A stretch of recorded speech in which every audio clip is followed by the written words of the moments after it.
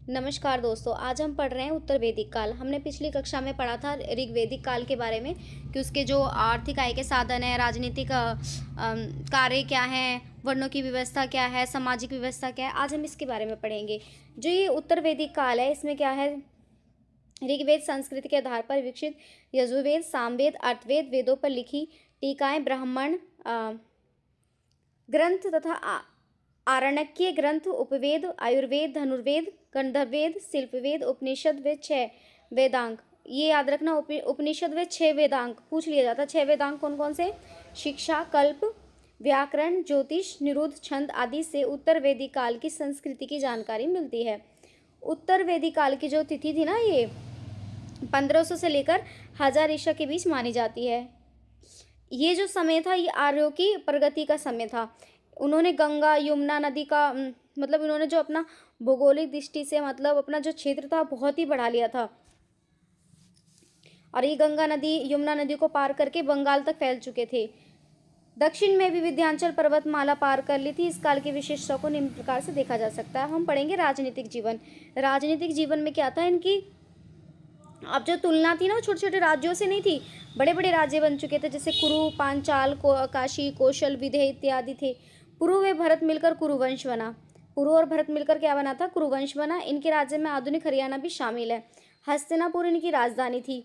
परीक्षित व जनमेजय इस वंश के महत्वपूर्ण शासक थे। जनमेजय की राजधानी आसंधिवत थी। पांचालों को राज्य गंगा यमुना के उत्तर में तथा वे काम्पिल्य इसकी राजधानी थी। जो पंचालों का राज्य था ना, वो कहाँ था?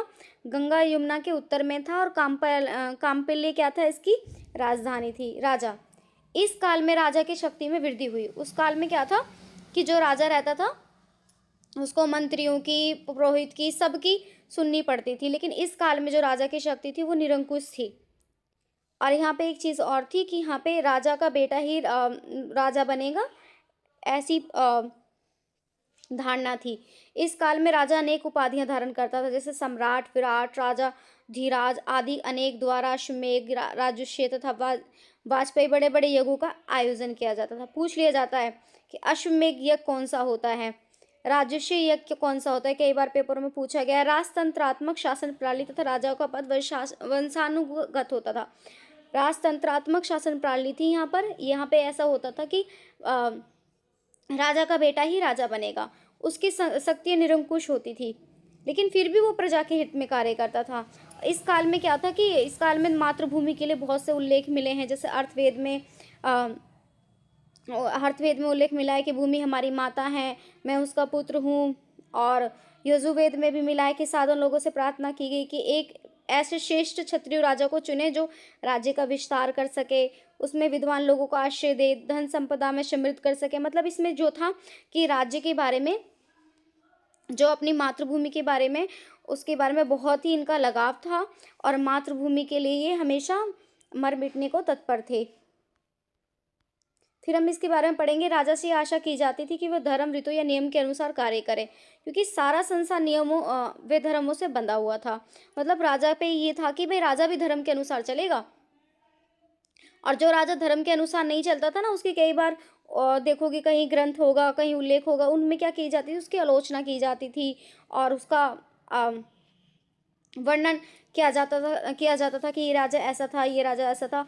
तो उसकी आलोचना की जाती थी, उसकी निंदा की जाती थी। तो राजा के कार्य क्या होते थे? राजा के कार्य, राज्य व प्रजा की रक्षा करना होता था, युद्धों में सेना का नेतृत्व करना होता था, न्याय करना होता था, प्रजा के हित का कार्य करना होता था। न्याय करना, राज्य व प्रजा की रक्षा करना, युद्धों का नेतृत्व करना, प्रजा के हित में कार्य करना। फिर हम पढ़ेंगे राजा प्रजा से भिन्न प्रकार के कर लेता था। राजा क्या करता था? विभिन्न प्रकार के कर लेता था और वो अपने पास ना कुछ अधिकारियों को रखता था, जिस अधिकारियों को वेतन देना, सुरक्षा करना, प्रजा हित के कार्य करना, ये सब राजमहल की आवश्यकताओं पर खर्च किया जाता था। जो वो कर लेता था वो क्या करता था कि जितने भी राजा के जो यहाँ काम करने वाले हो गए, जैसे वे सुरक्षा हो गया, सुरक्षा करने वाले हो गए, और मान लो सेना के कर्मचारी हो गए, उन पे क्या करते थे ये लोग?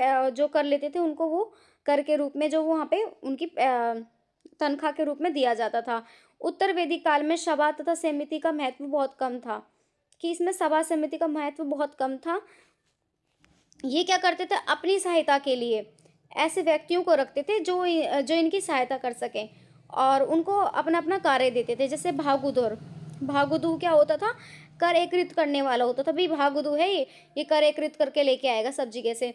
ये कई बार पेपरों में पूछा गया है, जहाँ जहाँ रेड पेन से निशान लगा हुआ है, ब्लैक पेन से निशान लगा हुआ है। संग्रहिता, ये जो खांचे जी होते थे। सूत सारथी, द्वारपाल, संदेश लाने और ले जाने वाला। तो पालगल, पुरोहित और युवराज आदि अधिकारियों की नियुक्ति की जाती थी। यहाँ पे इनके बारे में काफी बार पूछ लिया जाता है। द्वारपाल कौन होता था, संदेश लाने और ले जाने वाला, पुरोहित, युवराज। सैनिक प्रबंध, इस काल में राजाओं ने अपनी स्थायी सेना रखनी आरंभ कर दी थी। राजा क्या करता था, अपने पास स्थायी सेना रखता था। युद्ध में हाथियों का प्रयोग होता था। धनुष बाण इनके ऐसे होते थे, नुकीले होते थे। इनका जो अग्रभाग होता था बहुत नुकीला होता था, और उसमें ना विष लगा के रखते थे कई बार, जो कि युद्ध में प्रयोग किया करते थे कि सामने वाला जो कोई भी युद्ध करने आए वो घायल हो जाए या फिर वो मर जाए। न्याय व्यवस्था, इनकी जो न्याय व्यवस्था थी वो कठोर नहीं थी। ऐसी नहीं थी कि भाई इसने दंड कर दिया है तो इसने चोरी कर ली तो ये कर लिया तो हम इसको मृत्युदंड दे देंगे, नहीं। ये शारीरिक दंड दिया करते थे। छोटे झगड़ों का निपटारा ग्रामीण ही कर लेते थे। निर्दोष सिद्ध करने के लिए अग्नि जल आदि परीक्षाएं भी होती थी, कि जो निर्दोष सिद्ध करने के लिए क्या किया जाता था कि अग्नि परीक्षा दो, भाई जल परीक्षा दो। तो इनकी बेसिकली जो होती थी शारीरिक परीक्षाएं होती थी, इनकी शारीरिक दंड दिया जाता था, मृत्युदंड कभी नहीं दिया जाता था। आर्थिक दंड दे देते थे कि भाई तुम्हें इतना पैसा देना पड़ेगा अगर तुमने ये अपराध किया है तो ऐसा था। ये देख रहे हो ना आप, सेनानी, सेनापति, सूत, राजा का सारथी, ग्रामीण, गांव का मुखिया, कई बार पेपर में पूछा गया है। भागुद्रू, कर संग्रहकर्ता, संग्रहिता, कोष अध्यक्ष, शता प्रतिहारी, गोभिकर्तन, जंगल विभाग का प्रधान, मुख्य रानी, महिष। तो ये कई बार पेपरों में पूछा जाता है। सामाजिक जीवन, समाज की सबसे छोटी इकाई, इसमें जो होता था ना समाज की छोटी इकाई परिवार ही होती थी। परिवार में भाई कौन मुखिया होता था, परिवार का जो मुखिया होता था वो पिता होता था। और पिता मतलब परिवार का कोई भी बड़ा पुरुष हो, कोई मान लो पिता के पिता हो गए तो वही परिवार के मुखिया होंगे, और वो पूरे घर पे नियंत्रण रखता था अपना। अर्थवेद में लिखी एक कामना से ये सिद्ध हो जाता है, पुत्र अपने पिता के प्रति भक्तिवान हो। मतलब ऐसा पुत्र होना चाहिए कि जो पिता का कहना माने, दादा का कहना माने, माता पिता का भाई बहनों के साथ मिलकर चले, अपनी पत्नी से सदा मधुर बात करे, विनर वाणी बोले, ऐसे होना चाहिए था। मतलब इसमें मतलब आदर्श व्यक्ति की उसमें की गई है कि जो यहाँ पे होता था ना कि जो पुत्र हो वो ऐसा हो कि आदर्श से जुड़ा हो। फिर वर्ण व्यवस्था, ऋग्वेद की भांति समाज वर्णों में विभाजित था, परंतु उसका आधार अब भी कर्म है। देखो यहाँ पे क्या था कि वर्ण व्यवस्था तो थी, लेकिन ऐसा नहीं था कि वही वर्णों के हिसाब से अपने आप को हम बदल नहीं सकते। शूद्र के साथ यहाँ पे कोई भेदभाव नहीं जाता था। अगर कोई अच्छा है, अपना कार्य कर्म के आधार पर चाहे तो अपने वर्ण को बदल सकता है। ऐसे कई उदाहरण मिलेंगे। तो यहाँ पे धर्म को लेकर इतनी कट्टरता नहीं थी। वर्ण व्यवस्था आगे चलकर जन्म पर आधारित होने लगी, फिर भी वे परिवर्तनशील थे। हमें अनेक उदाहरण मिलते हैं जिनसे पता चलता है कि ब्राह्मण कुल में जन्मा कोई व्यक्ति क्षत्रिय बन गया, अवैश्य कुल में जन्मा हुआ परंतु ब्राह्मण कहलाया। तो ऐसे आश्रम व्यवस्था, ये कई बार पेपरों में पूछा गया। भाई ये यहाँ से ऐसे पूछ लिया जाता है, 1 से 25 वर्ष तक कौन सी आश्रम व्यवस्था होती है, 25 से 50 तक कौन सी आश्रम व्यवस्था होती है। तो इसमें ये है 1 से 25 तक ब्रह्मचार्य आश्रम व्यवस्था होती है। इसमें क्या होता है कि ब्रह्मचार्य रहते हुए क्या करना है, शिक्षा ग्रहण करनी है और एक आदर्श जीवन जीना है। गृहस्थ जीवन होता है कि शादी करने के बाद अपने बीवी बच्चों का पालन पोषण करना है। वानप्रस्थ जीवन होता है कि अब हमने परिवार के लिए कार्य कर लिया, अब समाज के लिए कुछ करना है, समाज के लिए कुछ अच्छा करना है। संन्यास जीवन जो हो गया 75 से 100 वर्ष जो ये है, इससे मनुष्य से आशा की जाती थी कि वो मोक्ष प्राप्ति के लिए घर समाज को छोड़कर जंगलों में चला जाए, मोक्ष की प्राप्ति के लिए अपने प्रयास करे। मनुष्य के जीवन को उद्देश्य 4 पुरुषार्थ माने जाते हैं, धर्म, अर्थ, काम, मोक्ष। मतलब कि 4 पुरुषार्थ ही ऐसे वो माने जाते हैं। कई बार पूछ लिया जाता है धर्म, अर्थ, काम, मोक्ष।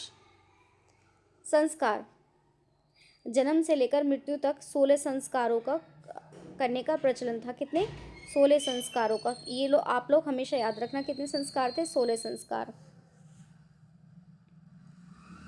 खान पान, इस काल में सात्विक भोजन होता था, भुने हुए अन्न का प्रयोग होता था। इस काल में सत्तू, तिल, खीर, खिचड़ी आदि का सेवन आम बात थी। वेशभूषा, इस काल में रंगीन वस्त्रों का प्रचलन था। केशर मतलब ऐसे ये जो कपड़ों पे रंगों का प्रयोग करते थे ना, तो कपड़ों पे रंगों का प्रयोग जो होता था इनका बेसिकली कैसा होता था कि ये प्राकृतिक रूप का, प्रकृति से ली गई हुई चीज़ों का ही प्रयोग करके कपड़ों पे रंग किया करते थे। जैसे केसर का हो गया, प्रयोग करते थे वस्त्रों पर। सुगंधी द्रव्यों का प्रयोग करते थे जिससे कि खुशबू आए। लोगों को सजाने संवरने का शौक था। स्त्रियाँ अनेक आभूषण पहनती थी, यहाँ तक कि पुरुष भी बाजूबंद पहनते थे। मनोरंजन के साधन, बाहर खेले जाने वाले खेल जैसे रथ दौड़, घोड़ा दौड़, शिकार करना, मल्लयुद्ध, ये बाहर खेले जाते थे। लेकिन घर में खेले जाने वाले जैसे चौपड़, संगीत, नाटक, तो ऐसे भी होता था। यहाँ पे स्त्रियों की स्थिति जो थी वो बहुत ही अच्छी थी।